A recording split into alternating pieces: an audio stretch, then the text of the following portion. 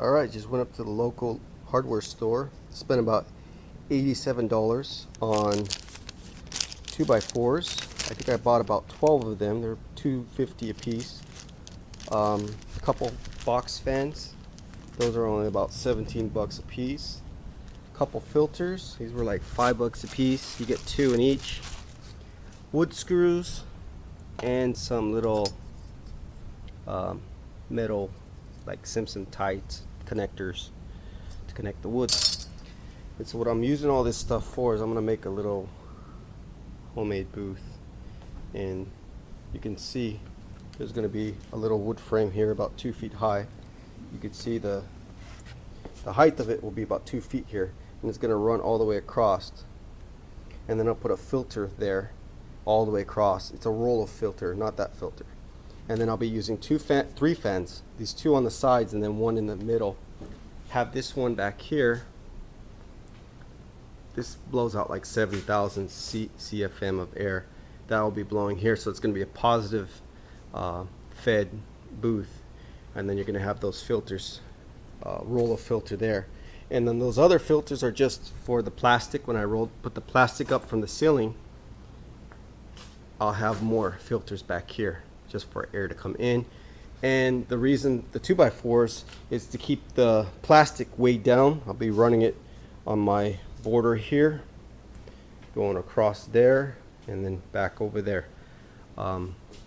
Yeah, you don't really need that. You could probably duct tape your plastic, but because of the positive air going this way, it's going to have a suction where the plastic's going to suck in. So I just want to keep that back farther so I have more room to be painting my car. I don't want to be, you know, where the plastic's sucking in so far that it's hard to walk in here. And then we'll just use the ceiling. We'll use the 2x4s as points where we can hold the plastic, or maybe just staple it up there or duct tape, whatever. Alright, got the little frame up. It's about 2 feet high. Run it all the way across this two-car garage. So if you're doing a 1-car garage, you only need 1. You know, if I did it on that side, but I wanted more room to go around the car, so put it on this side of the garage instead. And then I have 3 fans to push air out. I'll put a filter over it that runs all the way across. And then yeah, I'll hang up my plastics all the way around the car. Have that fan on, blowing 7,000 CFM down here. And these only push out, I don't know what they do, it's not very much, but 3 of them should be enough to at least get the draft of air to push that overspray out, and the filter will keep it from stinking up the street and getting on the cars. So that's the paint booth that I made, garage paint booth. Many different ways you can do it. Just make sure you have clean air coming in. You don't want to be smelling those fumes. And then have the air pushing outside as well. That's it for now. I'm not ready for painting yet. I still got some fine sanding, 400 grit. I got to do the whole car, and I got a little more filler work I got to do on the rocker. I got a couple little nicks here I got to fix, real small, that I found. And this is all prepped and ready, all that, but I noticed up under here I got some low spots down under here. A couple right there. Looks like somebody tried to jack it up and put a little ding in it. So I gotta prep that. Probably gonna DA that, and then add some filler, and then poly primer it, and then block that out before I epoxy it. Fun.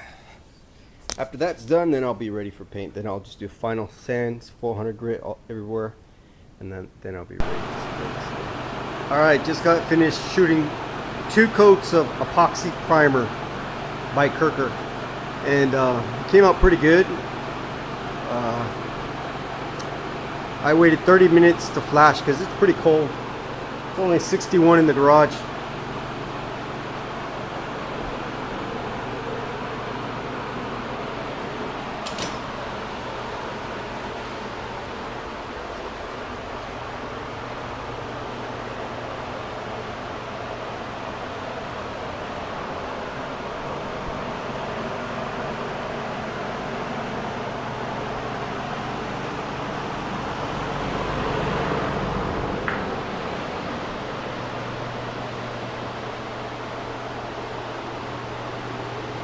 I'm gonna have to do this door again. I can still see a couple little low spots and a couple other imperfections that I need to block out again, and then I'm probably gonna shoot it with some poly primer because that one stacks up pretty high. Some 2K poly primer and or filler, whatever you want to call it, and then I'll block that out and then see how it looks afterwards.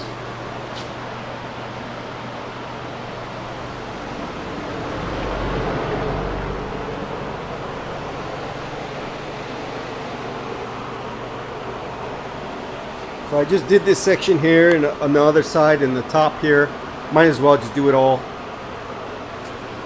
So now when I'm ready to paint, I'll just scuff it all 400 grit and it should be ready to go.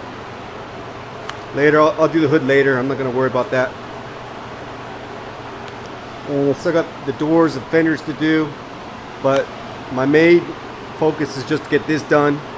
When this is done and painted, I'll move the car over and then I'll get everything in here and I'll do everything else at the end. The doors, hood, and all that.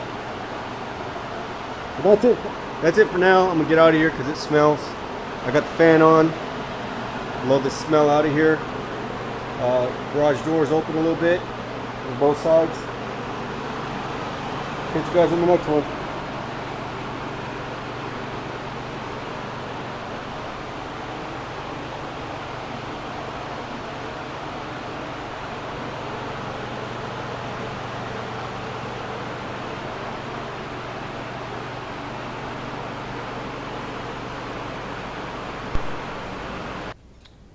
All right, quick update.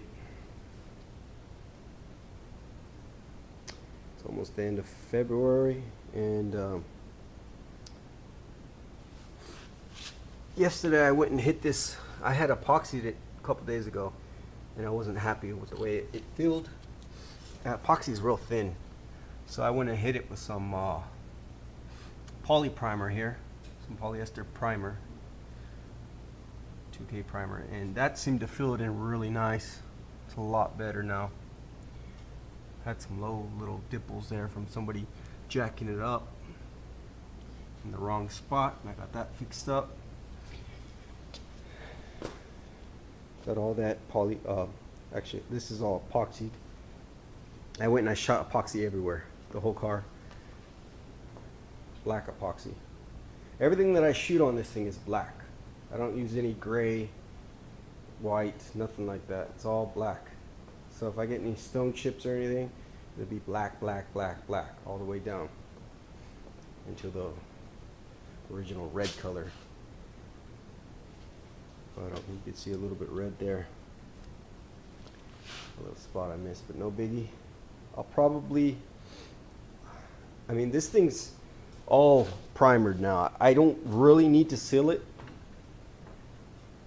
But since I have the epoxy, I probably will seal it anyway. But I really don't have to at this point. The epoxy primer, the one that I got, the Kirker brand, you got 5 days that you don't have to sand this stuff, that it will still stick any top coats. So I might go. I don't know if I'm gonna paint within those 5 days. So if I don't, anyways, I'm going to be sanding it down to 400. So all this is going to get sanded down 400 grit before I paint base coat or the sealer. I don't know. I'll see after I sand it. If I got a lot of burn through spots, then I'll probably seal it.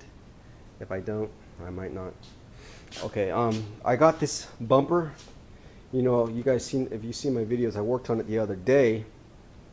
And when you take the bumper off, when you do your filling here on the edge, when you take the bumper off, you're going to see that the filler kind of smashes up on the edge here. So you got to fix that, because you could have separation of that filler later on. So I'll show you what I did. What I did is I got some more Bondo glass, and I filled this, because it all clumped up right here on the edge. When you take your bumper off, if you filled some in with it on the car, you're going to see like a buildup, a filler on the edge. And you don't want to leave it like that. You need to smooth it out, because if you don't, you drop this or you hit it on something, it's going to easily chip off. So what you got to do is you skim coat this with some Bondo glass all the way down, and smooth it out with 80 grit, and then you go over it again with some finer filler. I used the Platinum Plus 3M, and then I smoothed it out real nice. And not only does it look good, it's going to protect that edge even more. So also had a low spot here I didn't like, and you can see how much filler I put in there. It's a good, I don't know, 1/8 of an inch in this one spot. It's only like right here, that little dip. The stock bumpers seem to dip there sometimes, so I wanted it more straight, so I filled that right there all the way. I actually went all the way to here, but that's just a skim coat, and I did that on both sides. You can see right there too, it's quite thick, more so on that side than the other, because I don't want it to have that saggy looking look to it like the original had. So after I did that, I mixed up some more poly primer, this stuff right here in black by PCL. It's a poly primer high fill. It's a high fill polyester primer. It's really good on fiberglass stuff. You can use it on regular your car too if you want to. It's similar to that what is that Evercoat, Eversand, whatever that Slick Sand, whatever that stuff people buy a lot, polyester primer, high build. So all I did was I shot here because I didn't sand this yet, this whole area. So I just sanded up to here. So all this has been poly primed in the mount flange and up on here on top. Epoxy primed this whole door 3 days ago. And after I did, I could still see some fine little tiny little low spots, like really fine. Like you could barely see it. You'd have to go like at an angle to see it. Like it was really hard to find. So I ended up shooting this yesterday with, I think I did almost 3 coats of that polyester primer, because that's high. It's high build. It builds really nice. And the epoxy, I noticed, the one that I got, which is by Kirker. Let me show you what I got over here. Now it's this stuff here. Well, I'll show you the reducer for it, but you know, that's the actually that's the catalyst. I didn't use the reducer is only for if you want to thin it out for sealing. Hold on, let me grab this. That's what I'm using for epoxy. Direct to metal epoxy primer, and that's by Kirker.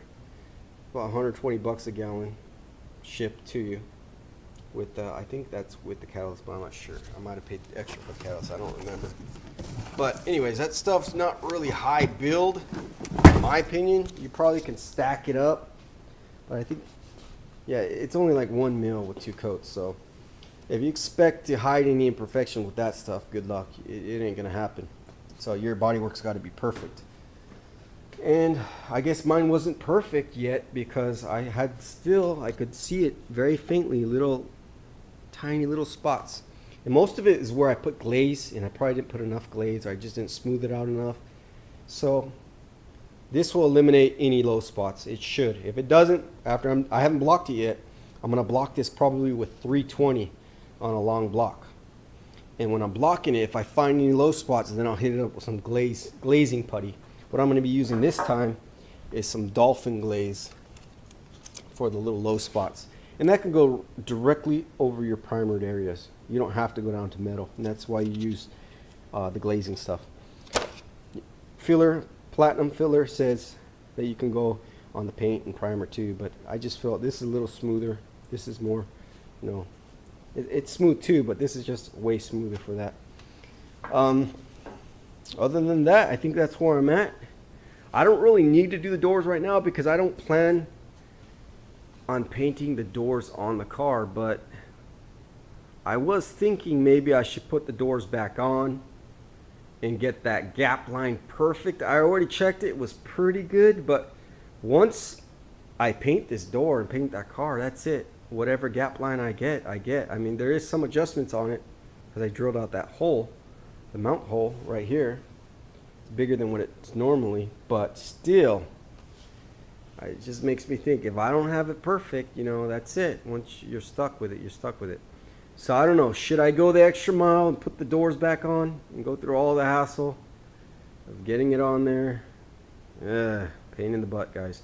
Now you know why shops charge 5,000 plus for a paint job. It's just so much tedious work of doing things over and over and over and over. You get the picture. Over and over and over. So yeah, it sucks, but if you want perfection, and this is just a daily driver, I'm not gonna be it seems like I'm going for that show quality finish, which I am, but I'm also in the back of my head going, well, this is just my daily driver. It's probably doesn't, I'm probably going overboard than what I need to, but you know, it does represent of who I am and what I do, so might as well make it look nice. That's it. So I mean, this thing is ready for paint. I mean, 400 grit, and then it's ready to shoot my sealer base in clear. Again, I got House of Color clear coat USC 01. See it in here, kind of full of bubbles. Got that.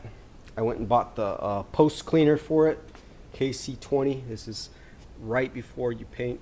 It's not. It's kind of a wax and grease remover, but it just says it's a cleaner. It doesn't say wax and grease remover. There's actually a separate wax and grease remover for this, but I just went and got the prep ball, cheap stuff, and as you can see, wow, shipping did a great job packaging it. My can is nearly crushed, but luckily it doesn't look like it leaked.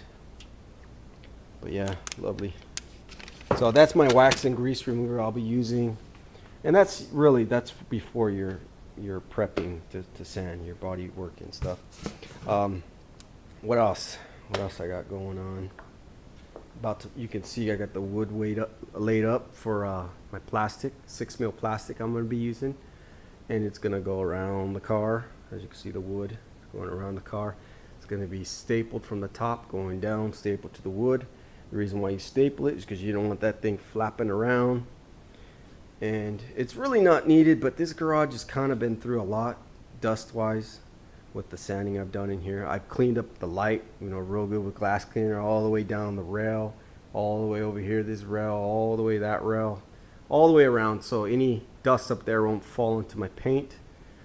I'm still gonna probably clean the floor one more time with the pressure washer, because we epoxied this floor years ago, 13 years ago, and you can see the epoxy is failing. It's starting to come up, so all this crap is not good. I mean, I could probably just put some paper down. I'm probably gonna do that, go to Home Depot and get some, you know, big rolls of paper and just stretch it down here, just so when I'm walking I'm not, you know, picking up the dirt as I walk, because that stuff is just peeling off. And I tried scrubbing it, I've tried scraping it. I have no idea how people get this crap off. There must be some kind of cleaner to put on it. I've even tried aircraft remover in some areas, and it does work, but it's messy and it takes a long time. I've done it right here by the entryway in this area. But man, paint, don't ever epoxy your floor in the garage. It just sucks when it fails on you. And I might later though, after, if I do paint it like this, I might put the fenders on later and bolt up my bumper, just so I can get this perfect with that fender. I mean, it's pretty good, but it's not perfect. Like, there's no way to get it perfect without putting some filler there. It just ain't gonna happen. Same with this one. I mean, you might get it close, but if you don't put that filler in there with it on, it's not gonna come out perfect the way you want it to. So it's best just to put the parts on, put your little skim coat on, and then block it out with the other panel. And same thing with the fender. You block it with the fender and the bumper. I mean, we're talking, you know, 1/16 of an inch off that we're looking at. We're talking about perfection level here. So if you want that perfection level, if you don't care, then just paint it. But if you want perfection, like the way I got the rear bumper to fit, you got to do the same thing up over there with the fender and the fiberglass nose. And same thing with the gap. If you want it perfect, you have to put the door on, and you got to look at your gap. And if you got any adjustments, if you got like too big of a gap, you need to put some Bondo glass or Dynaglass in there and fix it, or weld it, or whatever you want to do, and get it to fit perfect, if that's what you're looking for. But me, my gaps were pretty good. I think I'm happy with them. I'm just nitpicking now, nitpicking every little thing, you know, every little thing, being totally perfectionist on this, and going out of, you know, no shop's gonna do this where what I'm doing, you know, checking every little detail. I'm even thinking about back masking this, getting some cardboard and shoving it in here to pull it back more so I can get the paint in there farther, because I really don't want to take the window out, and I really don't want it where the paint is not getting in here. I want the paint in there. So hopefully soon this thing's gonna be painted. I've tested the fan. I've tried it with that blowing. It's got enough air to circulate through the garage and out to keep any dust in the air flowing out. When I epoxied it and when I did primer on this thing, there was no dirt in this at all.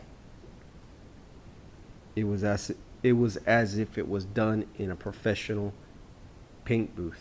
That's how good it was. You can see I did the door the other day, and I didn't even have I had the door where it's sitting, and you see how far the fan is. I had the door open and I had the fan blowing, and I don't see hardly any crap in it. Like, I did really good. The only crap I got in it is when I lifted up the bumper over this door. Some of the crap in the bumper fell on here, and I actually got it out. It was a little piece that fell in here, and then I just got a brush and I put some more poly primer over that right there. But yeah, so it's true. Most of the dirt that you get on your parts when you're painting is from yourself, from your body, from your paint hose, or whatever you know, you're walking by it, and it just blows up on it. So be careful when you're painting, or if you're moving parts around like I did when it was still curing. That could happen as well. All right, today's the final day of prep sanding before paint, and this thing's all epoxied up. A few spots I put some polyester primer, all in black. So what I'm going to be doing is I'm going to use some soft sanders, which this is, for all my little peaks and curves, such as in here and stuff. They work good, they're nice and soft. And then I'm going to use my Durablocks on most of the flat areas. Not too many flat areas. There's like a little flat area here, one here, a little bit up on top. So we'll be using that. And then I got a smaller one too. And I'm going to be using 400 grit on all of these. And that's what I'm going to use for my final sanding. Now if this was pearl or a different color, you'd probably go up to 600, but solid colors, really you can get away with 400 grit. That's fine, and you won't see the sand scratches. And anyway, I'm going to be going over this yet again with a sealer, just to help that extra adhesion through the sealer before I put my base and clear on. But that's what I'm doing today, is going around all the little nooks and crannies and all the little hard to reach areas up in here. And I'm going to be wearing gloves because I don't want my fingers on it at this point. We're almost ready for paint.